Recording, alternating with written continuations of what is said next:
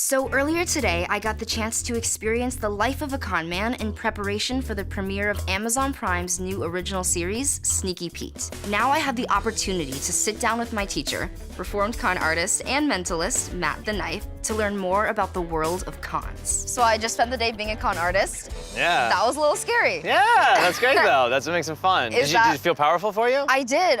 Is that like what an everyday situation looks like for someone in this industry? Yeah, so like, I love that you call it an industry. Once you get past that initial kind of fear, you get more and more confidence in it. That's where the term con man comes from. I don't know if you know that, but it actually is. Oh, confidence. Yeah. Whoa. So walk me through how you yourself became a con man. Originally, as a child, I read the James Bond series and decided when I grow up, I'm gonna be James Bond. And so from the perspective of like an 8, 9-year-old, what can James Bond do? He can cheat at cards and escape from restraints and pick locks and mentally manipulate and read people. And so I said, that's what I need to do. And my family was strangely supportive. I didn't even mean for it to like last more than one time. It just kind of transitioned into that. But you know, when you're like 15, 16 years old, you can basically get like a crappy fast food job. Yeah, like you don't want to have a normal teenager job. But at some point, I didn't like the idea of being a criminal. It's not what I wanted to do. I'm proud of the abilities I have, but it's not something I'm looking to do or would ever want to do again. I'm really much happier with my life not doing these things. That's good. And so, like you were saying, with the abilities that you have and the skill set that you have, you've used those to start consulting. I had to kind of make money somehow to pay my bills. And so I once again reapplied an unusual skill set and started doing magic. Originally, I just did it like, because I could do it. I thought, well, I heard about this guy who's a former card cheat term magician, and I thought about it and I was like, oh, I could do that, you know, because I could pick locks and get out of restraints. I'm kind of funny and I'm not gorgeous, but I'm not hard to look at, and shit, I could do magic. And so it was just supposed to be like, again, a temporary thing, and ended up really loving it and fell into it. A lot of the publicity I was getting was like con man turned magician. I was getting emails from people like asking me consultation questions about fraud stuff, and I would just answer them. Finally got kind of like enough of them to where I was like, this is taking up a lot of my time, and I bet there's money in this. So how do you justify all of this? Does it like affect your moral standards of like what's right and wrong? That's a good question. I'll give you the rationalizations that I think are the better ones. Okay. But at the end of the day, I want to be clear, they're all still rationalizations. There are 3 biggies. First of all, do you lie? Yes. Of course you do, exactly. And that's a great starting point. We all lie due to etiquette, due to social norm and conformity. Just to go throughout your regular day, you kind of end up having to do these things. Yeah. Right? Absolutely. So in a similar sense, once you start to become comfortable with the concept of lying, it's not a big leap to go that little bit further and go, well, this is a bigger lie.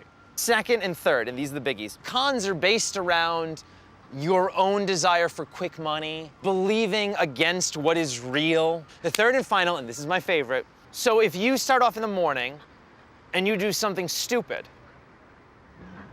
and I take your money for it, but you learn a lesson and not do that anymore, shouldn't I accrue a fee? I just gave you an education. Oh, this is interesting. This is very interesting. You can see how people can start to sleep at night. I mean, a lot of the guys, frankly, Well, yeah, just even don't right think now, about I'm it. like, you're starting to think like, oh, it's not like this bad. It's only like this much bad. There's a badder bad than this bad. Absolutely. So in terms of relationships, if we can talk Hey. about, if we can talk about dating for a second. Sure. Did the people that you dated know that you were a con man? No. Even though I do magic and mentalism now, if you and I were to date for 10 years, you would still not know how I do any of my tricks. I take it Wow. very seriously, much more seriously than many of my peers even do. It's just, I knew that that's how people got caught. And I said, I don't ever want to get caught. Yeah. But it's exhausting. It's exhausting to do both. Because you kind of always have to cover. But if you do it long enough, you just get so good at it that it becomes second nature. Okay, and my final question is, how do you think I did? Terrible. No, I'm kidding. Great. No. Honestly, I think you did really well. I think you're going to look at it and gauge yourself on the success or failure rate of the Yeah. cons. That's not what I'm actually care about, especially not on your first day. For me, it's about your comfort level, your ease, and your social element. The whole amazing at being ordinary thing where you're immediately likable but instantly forgettable once you leave. I love the little compliments, the little banter, the little byplay. Even when you were nervous, I felt like you could get comfortable.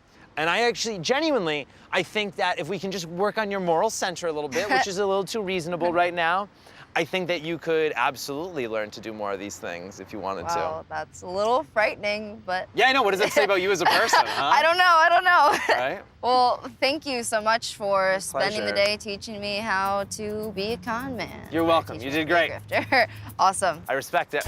I respect you as well.